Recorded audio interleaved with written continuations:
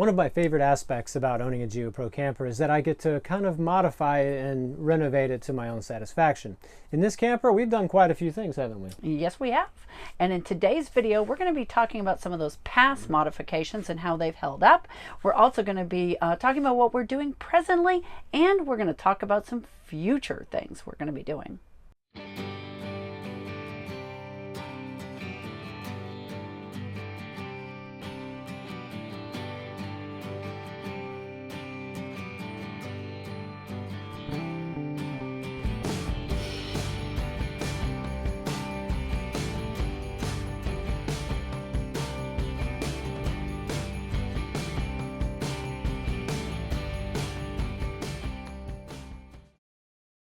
So as Troy mentioned, one of the things that we love to do are modifications, but we also love watching others on YouTube do modifications to get ideas. But we always find ourselves asking, I wonder how that really held up. So that's why we wanted to do today's video, is to show you, have things held up over the past year when we've put about 7,000 miles on the camper, and we're going to let you know if we would do things a little bit differently or if we have changed up.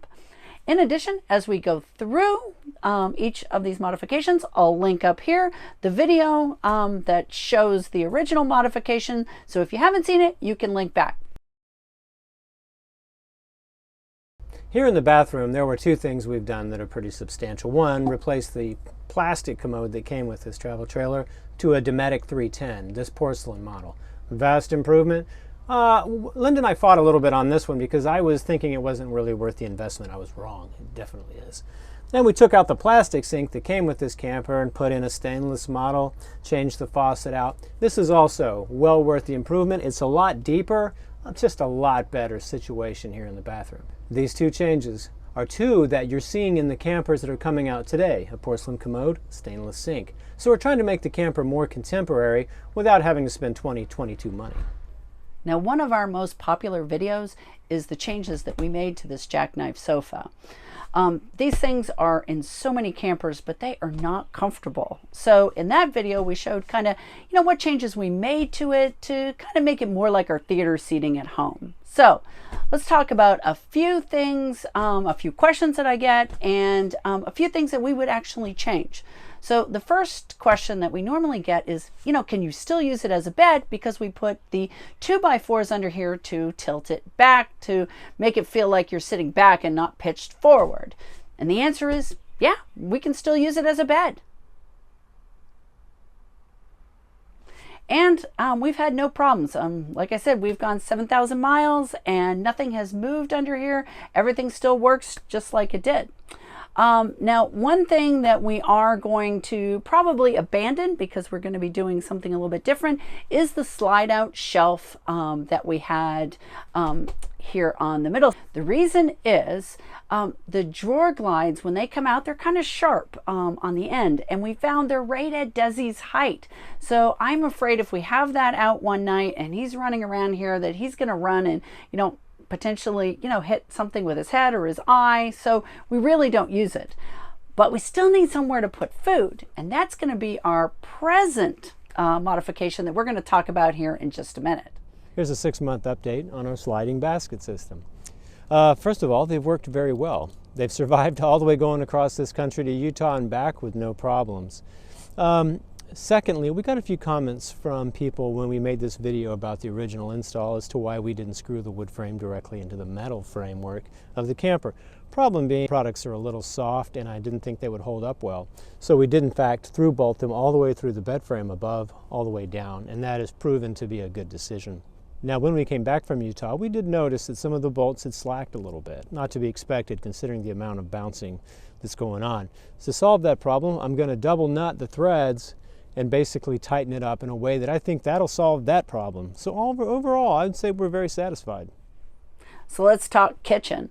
Two of my favorite modifications that we showed last year were the pull-out trash can and the space under the TV. So the pull-out trash can has held up just fine. We've, used it for a year. This was just a simple, some scrap plywood and a drawer glide and a trash can, and it is super user-friendly. Makes it so much easier to cook in the kitchen by, having my trash right there. So love that, wouldn't change anything. The other thing, and this may be my favorite modification, is this storage under this TV cabinet. Now, we designed this specifically to fit kind of these IKEA containers to take full use of the space and still be able to hang our clothes. And what I found is there is so much space in here now that all of my pantry goods can fit in here along with whatever clothes we want to bring. And the other thing is it has really held up. We weren't sure because nothing is screwed in. These side pieces are all held up by the shelves themselves. And so we were a little curious, how would things, if it was fully packed, would they hold up? And nothing moves. We pack it pretty solid. We close it shut, and we use one of those rapid straps to hold it tight. And when we get where we're going, it still looks just like it did when I packed it. So like I said, this thing has taken full advantage, I think, of every square inch inside this cabinet. Really like this modification, and highly recommend. So this is our present modification. Something Linda and I are working on was a solution to the fact that with this camper came this really awkward table that had to fit behind the couch, fold out in the middle of the floor. It was terrible. What we wanted was something that gave us maximum flexibility and versatility in the camper. So we've decided to use a French cleat system. This entire platform is going to be able to slide along this 45-degree bevel on this cut board to let us move the table wherever we want. We haven't decided on exactly what we're going to use as a tabletop, but our options are limitless. So we'll use our imagination in the future and come up with a nice tabletop that's small enough to be functional and big enough to be useful for us.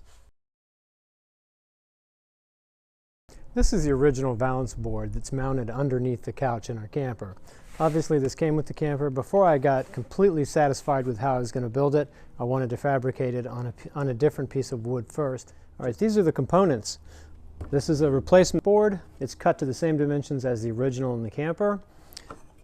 This is the base that I'm going to attach the post for the new table to, and this is the cleat that I've screwed to the front side of the board. Now here's a generic table leg that you can get off Amazon. These are found in almost, mini campers. It's going to fit into this hole, be screwed down, and then my table will fit right on top. Now this project has to be finished. Dry fitted, completely sanded, painted, and properly prepped for the road. Once we're absolutely certain that it's going to work like we want, at that point, we'll drop back and take the original valance board and use it to use the same system. So look for an upcoming video, a step-by-step, on how we achieve this process and get to the end.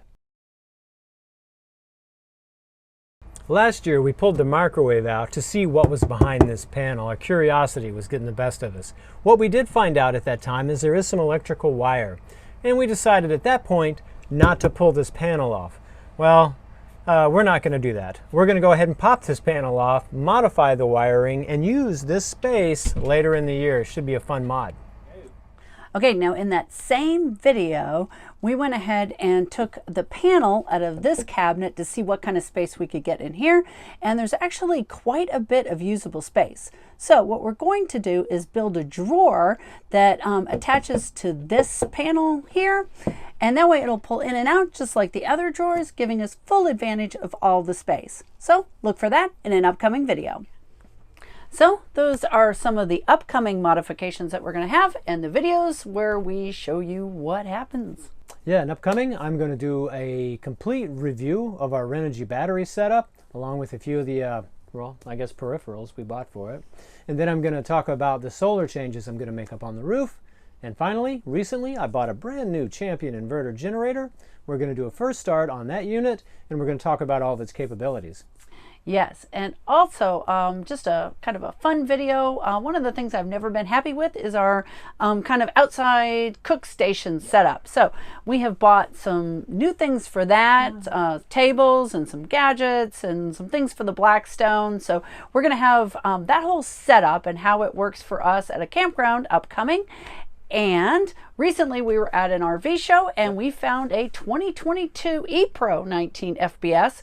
So we're going to do a video showing all the changes between our 2019 and the 2022. So if you're looking for a camper and you're thinking, hey, should I be buying used or maybe new? We're going to tell you what the differences are so you can decide if it's right for you. So if you'd like to see these videos, please remember to Like and subscribe. And Desi, always want you to hit that notification bell.